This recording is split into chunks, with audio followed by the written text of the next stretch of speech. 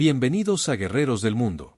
Hoy exploraremos la vida y legado de Sun Tzu, el estratega militar más influyente de todos los tiempos, cuya obra El arte de la guerra sigue moldeando el pensamiento estratégico después de 2.500 años.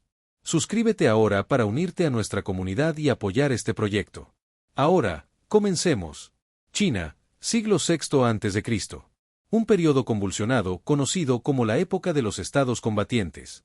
Mientras 7 reinos luchan por la supremacía en una tierra desgarrada por la guerra, nace una mente militar que revolucionaría para siempre el arte de la estrategia. Sun Tzu, cuyo verdadero nombre era Zhang, nació aproximadamente en el año 544 a.C. en el estado de Yi, en lo que hoy sería la provincia de Shandong. Aunque los detalles de su vida temprana permanecen envueltos en las brumas de la historia, sabemos que pertenecía a una clase aristocrática de eruditos guerreros, típica de la antigua China. Como muchos nobles de su época, Sun Tzu estudió los clásicos confucianos, la poesía, la astronomía y las matemáticas, pero su genio encontró expresión en el campo de batalla. Lo fascinante de Sun Tzu es que, a diferencia de muchos grandes generales de la historia, su grandeza no radica principalmente en sus victorias militares personales, sino en su capacidad para desarrollar un sistema completo de pensamiento estratégico. Su fama llegó a oídos del rey Helu de Wu, quien lo convocó para evaluar sus conocimientos militares. La leyenda, recogida por el historiador Sima Qian, narra cómo el rey pidió a Sun Tzu demostrar sus teorías entrenando a las 180 concubinas reales como soldados. Cuando éstas fallaron en seguir órdenes, Sun Tzu ejecutó a las 2 concubinas líderes, a pesar de ser las favoritas del rey. Este acto brutal transmitió un mensaje claro: la disciplina militar trasciende conexiones personales y sentimientos. Impresionado por su determinación, el rey le otorgó el mando de sus ejércitos. Como me comentó una vez un experto en historia militar china, Sun Tzu entendió que la guerra no era un asunto de valor personal o fuerza bruta, sino de metodología, psicología y estrategia sistemática. En un mundo de guerreros que buscaban la gloria personal, él introdujo el concepto revolucionario de que la mejor victoria es la que se logra sin combatir. Imagina un texto tan poderoso que, después de 2 milenios y medio, siga siendo lectura obligatoria en academias militares, escuelas de negocios y universidades de todo el mundo. El arte de la guerra no es solo el tratado militar más antiguo e influyente de la historia, sino una obra que trasciende su propósito original para convertirse en una guía universal sobre estrategia. El texto que conocemos hoy fue compilado durante la dinastía Han, 206 a.C., 220 después de Cristo, pero su contenido refleja las enseñanzas originales de Sun Tzu, transmitidas primero oralmente y luego documentadas por sus discípulos. Estructurado en 13 capítulos concisos, cada uno dedicado a un aspecto fundamental de la estrategia, el texto aborda temas que van desde la planificación y tácticas hasta el espionaje y el manejo del terreno. La brillantez de El arte de la guerra radica en su economía de palabras. Con apenas 6.000 caracteres chinos, Sun Tzu logró condensar principios estratégicos tan universales que se aplican tanto a conflictos armados como a competiciones empresariales, deportivas e incluso relaciones personales. Su estilo aforístico, con frases como «conoce a tu enemigo y conócete a ti mismo», «en 100 batallas, nunca estarás en peligro», facilita su memorización y aplicación. Durante siglos, el texto fue considerado un secreto de Estado en China. Los emperadores lo guardaban celosamente, conscientes de que su conocimiento otorgaba una ventaja incalculable. No fue hasta el siglo XVIII cuando el texto llegó a Occidente, traducido primero al francés y luego a otros idiomas europeos, causando una revolución en el pensamiento estratégico occidental. Las excavaciones arqueológicas de Jinquesan en 1972 descubrieron fragmentos de El arte de la guerra en tablillas de bambú datadas alrededor del 140 AC, confirmando su autenticidad histórica.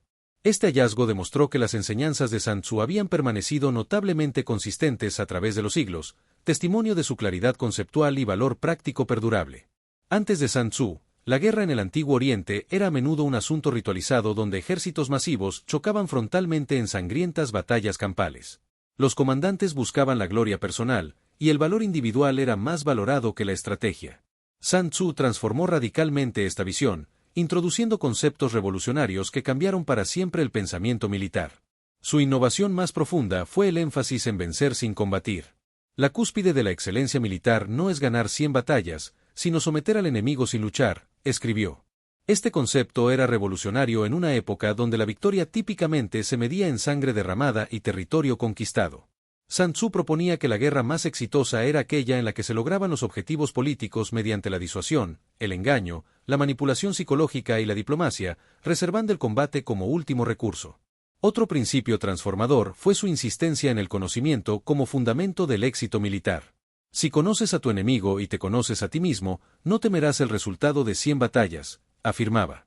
Sun Tzu dedicó un capítulo entero al espionaje, considerándolo no un complemento sino un elemento central de la estrategia. Mientras otros generales confiaban en la inspiración del momento, él abogaba por un enfoque sistemático basado en información precisa. Su concepto del sí, potencial estratégico, representó otra revolución. Sun Tzu comparaba la guerra con el agua que fluye cuesta abajo, sugiriendo que el estratega sabio no lucha contra las circunstancias sino que las aprovecha, canalizando fuerzas existentes en lugar de crearlas. Esta visión energética de la estrategia contrastaba radicalmente con el enfoque occidental centrado en la imposición de la voluntad mediante la fuerza bruta. Quizá su contribución más duradera fue la integración de factores psicológicos en la estrategia militar. Toda guerra se basa en el engaño, declaraba, enfatizando la manipulación de las percepciones del enemigo. Siglos antes que Clausewitz hablara de la niebla de la guerra, Sun Tzu ya había desarrollado técnicas sofisticadas para explotar la incertidumbre inherente al conflicto. Aunque las fuentes históricas sobre las campañas específicas dirigidas por Sun Tzu son limitadas, los registros históricos de Sima Qian y otras crónicas antiguas nos permiten reconstruir su impresionante carrera militar al servicio del reino de Wu entre aproximadamente 512 y 496 a.C. Su primera gran prueba llegó cuando el rey Elu de Wu lo nombró comandante para enfrentar al poderoso estado de Chu, entonces la principal potencia militar de la región. Chu contaba con un ejército 5 veces mayor que el de Wu, y la lógica convencional hubiera dictado evitar el enfrentamiento. Sin embargo, Sun Tzu vio oportunidad donde otros veían desastre.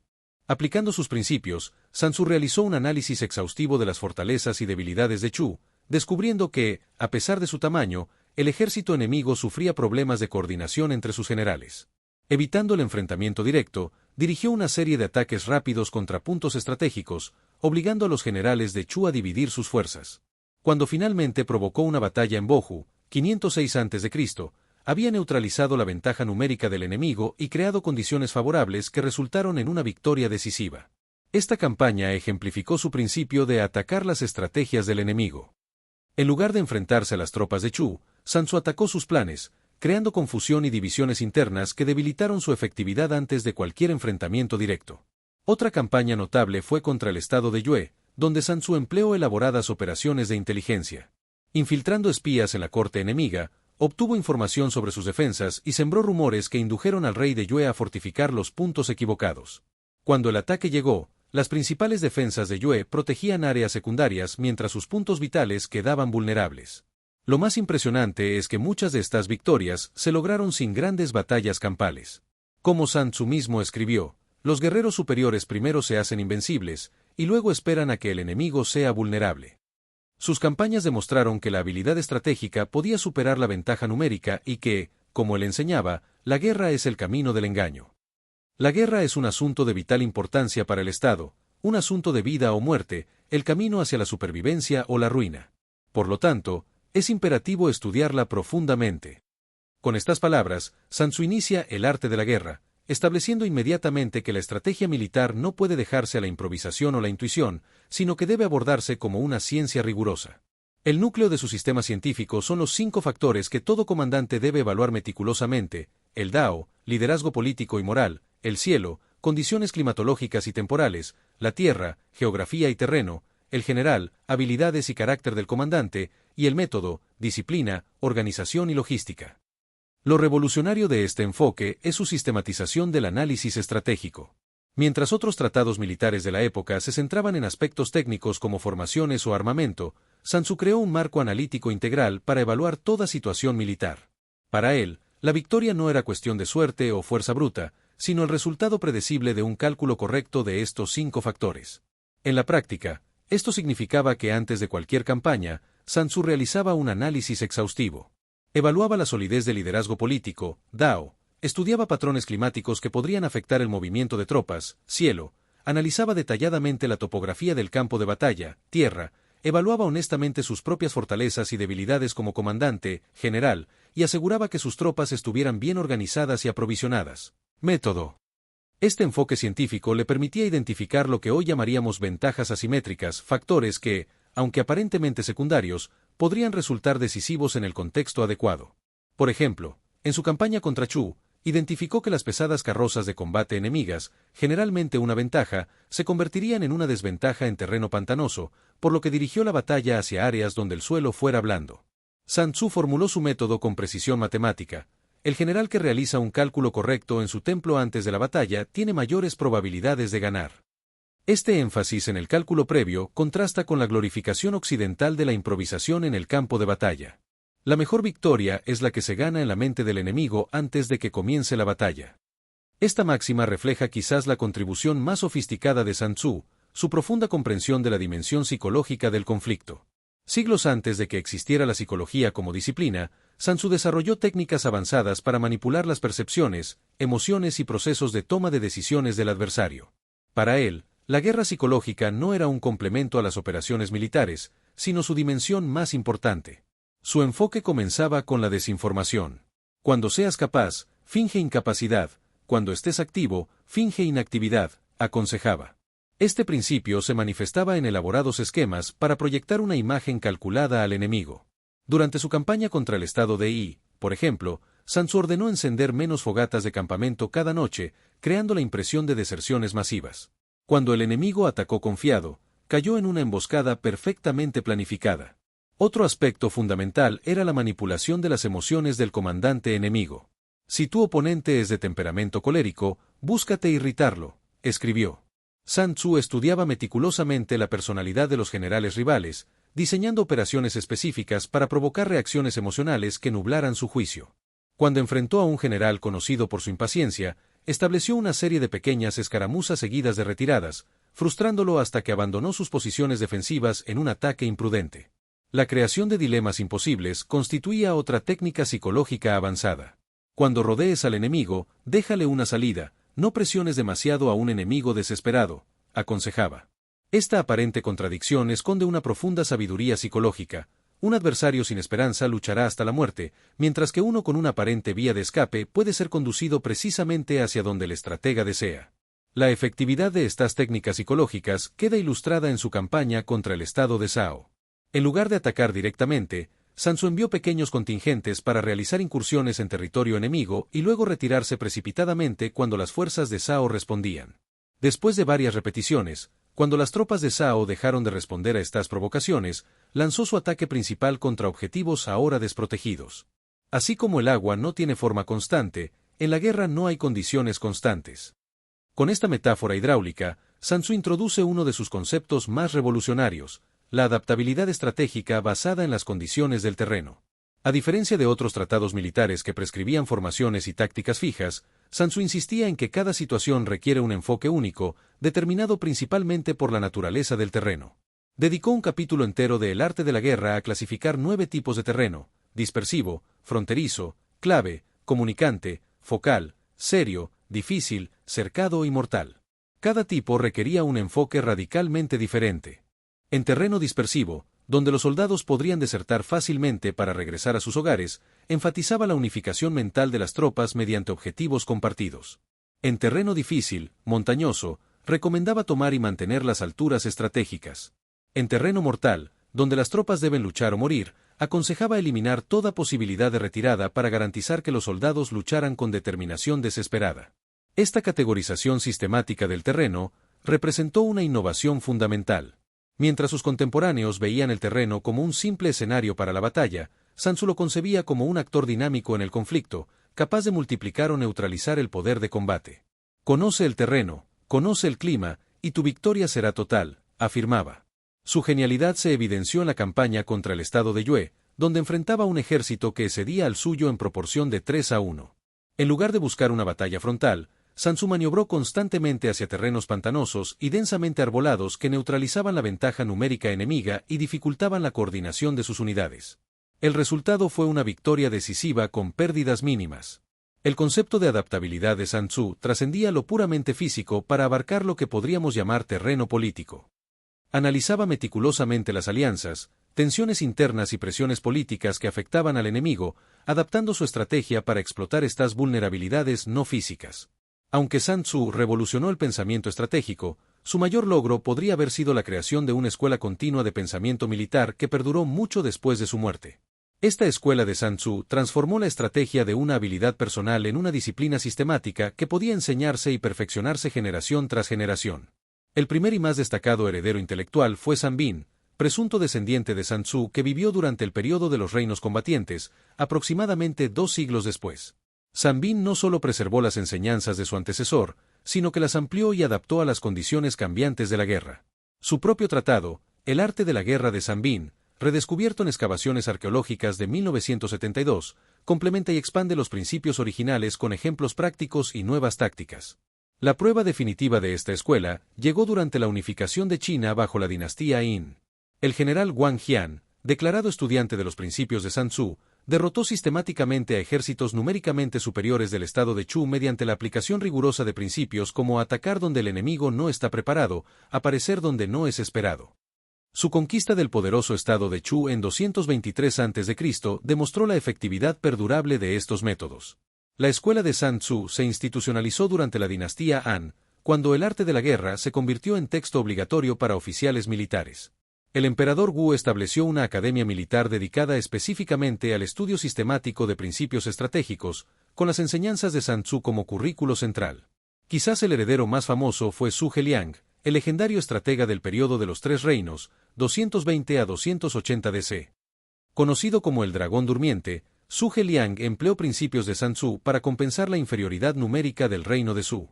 Su famosa batalla de los acantilados rojos y la estratagema de la ciudad vacía ejemplifican la aplicación creativa de principios como cuando eres fuerte, aparenta debilidad, cuando eres débil, aparenta fuerza. En la era moderna, Mao Zedong adaptó los principios de Sun Tzu a la guerra revolucionaria. Su concepto de guerra popular prolongada y tácticas de guerrilla contra los japoneses y las fuerzas nacionalistas representan una aplicación directa de principios como evitar las fortalezas, atacar las debilidades y retirada estratégica. El pensamiento estratégico de Sun Tzu permaneció como un secreto guardado celosamente en Asia durante siglos. Mientras Occidente desarrollaba su propia tradición militar basada en principios frontales de masa y potencia de fuego, el sutil arte estratégico de Sun Tzu era desconocido más allá de las fronteras orientales. Esto cambiaría dramáticamente a partir del siglo XVIII, iniciando una conquista intelectual que continúa hasta nuestros días. La primera incursión del arte de la guerra en Occidente ocurrió en 1772, cuando el jesuita francés Joseph-Marie Amiot tradujo el texto al francés. Aunque inicialmente recibido como una curiosidad oriental, el tratado gradualmente captó la atención de círculos militares europeos. Napoleón Bonaparte, siempre ávido de conocimiento militar, estudió esta traducción, y aunque públicamente favorecía enfoques más directos, varias de sus maniobras de flanqueo y engaño muestran claras influencias del pensamiento de Sun Tzu. La verdadera revelación para Occidente llegó durante la Segunda Guerra Mundial, cuando los oficiales aliados enfrentaron a estrategas japoneses profundamente influenciados por Sun Tzu. La capacidad japonesa para lograr victoria sorpresa con recursos limitados, ejemplificada en Pearl Harbor, demostraba la efectividad práctica de principios como la velocidad es la esencia de la guerra y ataca donde el enemigo no está preparado.